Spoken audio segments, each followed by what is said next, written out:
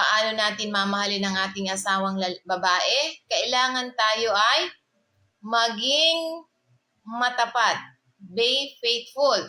Bantayan ang ating puso't at isipan, manatiling nakatuon sa pag-iisip at pagkilos. So kaya nga sinasabi niya sa Hebrews chapter 13 verse 4, ang pag-aasawa ay dapat igalang ng lahat. Ang higaan ng kasal ay panatilihing malinis sapagkat hahatulan ng Diyos ang mangangalunya at ang lahat ng nakikiapid. So kailangan bilang may asawa, hindi na dapat tayo nakikipag-commit ng mga pangangalunya. Ibig sabihin yung higaan, dapat hindi marumihan. Hindi dapat dinesenyo ang kasal bilang isang banal at marangal na tipan. So, ibig sabihin, wala na dapat mga kabit-kabit. Wala na mga sideline ng mga lalaki. Babae man, lalaki. Dapat hindi na nakikiapid. Wala nang babae. O wala na, hindi na nang bababae. Hindi na nang lalaki. Ang asawa na lang niya ang kanyang dahil sagrado ang kasal bilang banal at marangal na tipan na dapat igalang ng lahat. So dapat hindi na nakikiapid or nangangalunya ang isang may asawa. Dahil hahatulan ng Diyos ang gumagawa ng pakikipag-apid. Dahil ang dalisayan sa pag-aasawa, ang katapatan at pangako ay mahalaga para sa isang matibay at may paggalang sa Diyos ng pag-aasawa.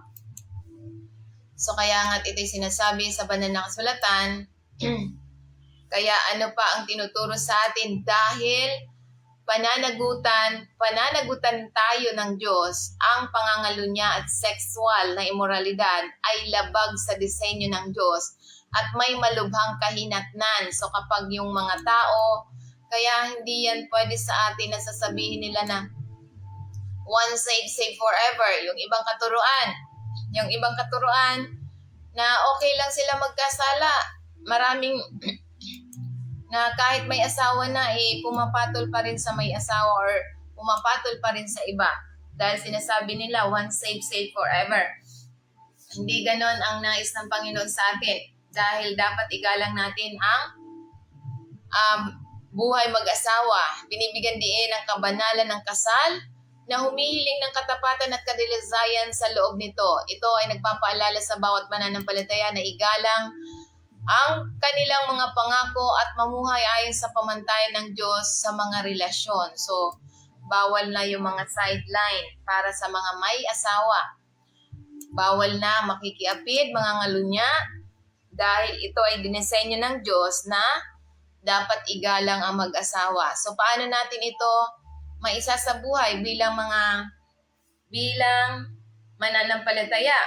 Pahalagahan at proteksyonan ang iyong pag-aasawa. Ang pag-aasawa man o naghahanda para sa kasal, itinuturing bilang isang panghabang buhay. So kaya nga panghabang buhay ang mag-asawa, hindi yung panghabang buhay, dadagdagan ng asawa, mali yan. Yung ibang katuruan na hanggang 10, hanggang 5 asawa ang pwede nilang gawin, mali yan. Wala yan sa Biblia. So itinalaga ng Diyos na pangako na dapat tayo ay manatiling tapat at dalisay sa isang asawa lang. Walang sinabi na mag-10 ka o mag-5 asawa. Wala yan sa salita ng Panginoon.